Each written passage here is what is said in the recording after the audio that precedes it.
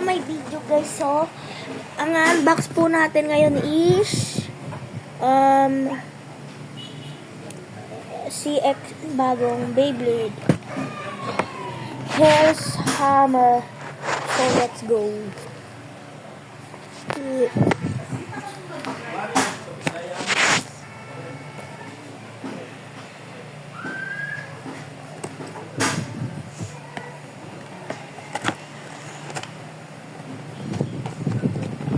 Sama ay isang record launcher.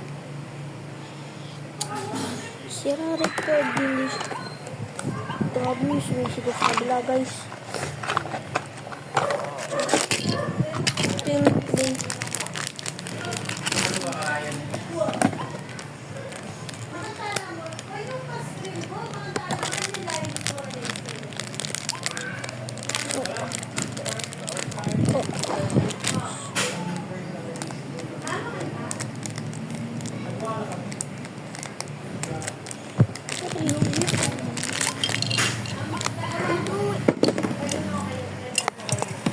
Use the record.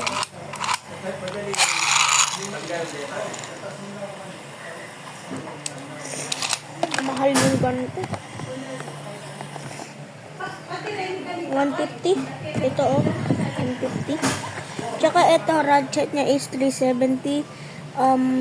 Big na Hexa at kasama and si Robin kasama yung owner. Yung box niya.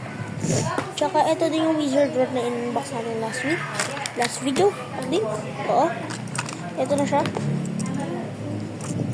370 Hexa.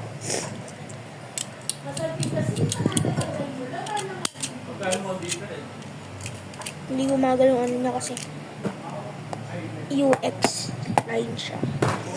Depende sa mga yung mga BX kumagan. Takaratobi to. Ito ay SB brand. Yan SB. Pero ito real, no? Kaisip lang. Hindi siya fake ha. So ito na siya, okay, launcher. Testing natin. Tanggalin na natin to. Wait lang. Ayan guys, so susubukan na natin si Hell's Hammer. Baka buli ko tayo ng TV. Ayan. Akala niya, hindi siya masyadong makulit para sa stamina eh. So, ang pag-aaway natin siya kanya is si Hellside.